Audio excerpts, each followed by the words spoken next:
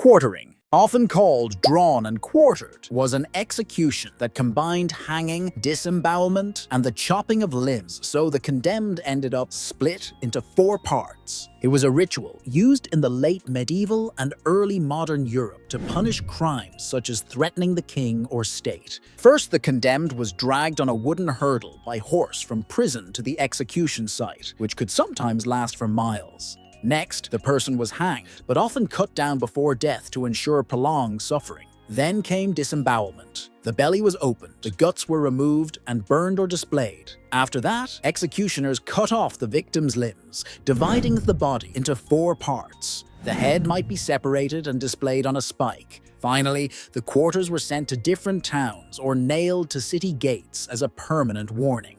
Keelhauling. Emerging from early naval culture, keelhauling was the act of dragging a person under the hull of a ship from one side to the other, often tied to ropes and pulled beneath the keel. Barnacles and the hull of water tore skin, and drowning or blunt trauma eventually finished the job. Keelhauling is associated with European navies and pirate lore in the 17th and 18th centuries. When punishment needed to be public, extreme, and maritime, keelhauling fit the bill. The condemned was lashed to a rope, hoisted to the gunwale, and thrown overboard. The crew hauled the ropes, pulling the body under the ship's belly. The hull scraped the victim's flesh against barnacles, planks, and caulking. If the prisoner survived the first pass, then they were dragged multiple more times. But sometimes they were hauled up, often barely alive, only to be finished by the crew with blunt instruments.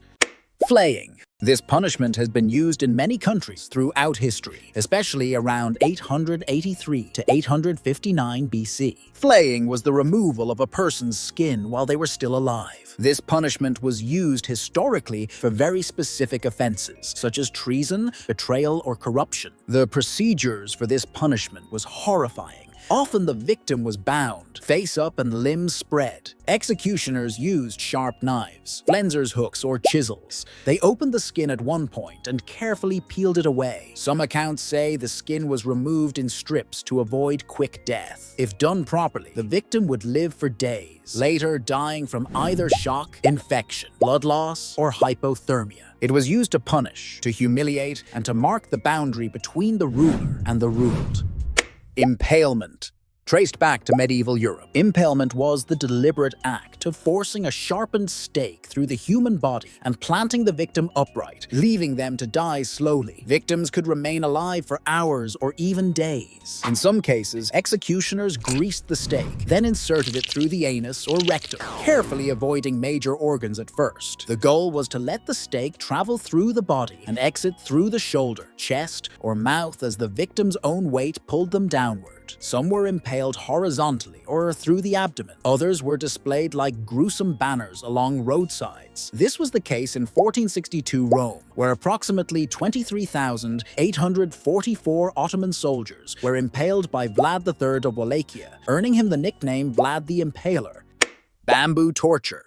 Used across Southeast Asia, especially in Japanese-occupied territories during World War II. Bamboo torture describes a method where an individual is impaled, restrained, or placed above young bamboo shoots that pierce and grow through the body over days. There were multiple variants of the punishment. One involved tying victims above patches of rapidly growing bamboo shoots. Young bamboo shoots are razor sharp and can penetrate flesh. Over hours and days, the shoots grew and pierced, moving upward through tissue. Another variant forced people into bamboo cages or pits where shoots grew through the floor.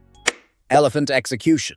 This execution was carried out by trained war elephants, crushing, trampling, or dismembering people underfoot, or dragging them between the elephant's feet. Commonly used in medieval Southeast Asia by kings of India, Sri Lanka, and Burma during wars and ceremonies. The process for this execution varied. Firstly, a condemned person might be brought to a courtyard where the elephant, trained and often armored, was compelled to trample or crush them. Elephants could also be taught to stab with their tusks, tear limbs, or press victims underneath the weight of their bodies. Some accounts say the elephant dismembered the condemned piece by piece, or tossed them aloft. Occasionally, expert mahouts forced the elephant to perform elaborate acts, like dismembering with pickaxe-like movements, so that the execution was both swift and theatrical.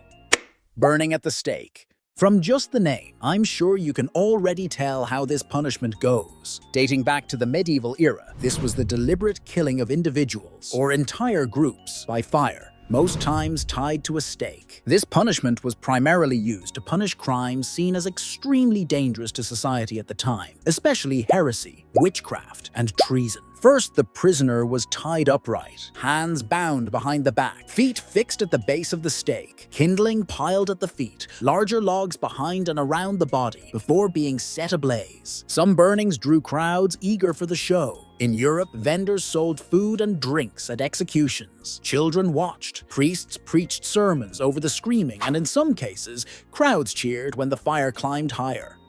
Scaphism, also known as the boats. This was used by the ancient Persia Empire on criminals who committed murder. According to the classical descriptions, executioners placed the victim in a boat or inside a hollowed trunk, then sealed or strapped them in. The victim was force-fed mixtures of milk and honey. Their body was smeared with the same honey-milk mixture and left exposed in the sun or over stagnant water. The mixture attracted flies, beetles, and other insects. It also gave the victim extreme diarrhea. Wounds formed and got infected, getting filled with maggots and parasites. Over days, the person's flesh was eaten alive, lungs filled with infection, and life slipped away in stages of pain that were physical and psychological. Sawing, also known as sawn in half, was exactly what it sounds like. The condemned person was literally sawn in half using a large woodcutter's saw. The punishment appeared across multiple civilizations. Each used it differently, but the goal was always the same.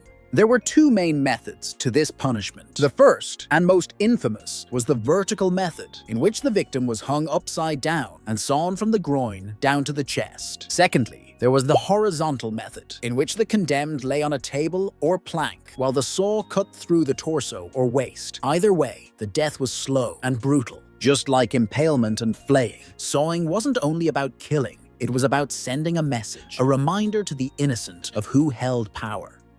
Lingchi, one of Imperial China's most infamous execution methods, which involved slicing the condemned person multiple times before finally ending their life. This punishment was reserved for the most heinous of crimes, such as murder and, once again, treason. First off, the condemned was tied to a wooden frame, usually in a marketplace or public courtyard. Then trained executioners would slowly remove flesh from your chest, arms, and thighs. After dozens, sometimes hundreds, of cuts, the final blow came. A stab to the heart or a decapitation. Lingchi wasn't meant to glorify violence. It was meant to enforce moral order, to show that corruption and betrayal would destroy you, body and soul.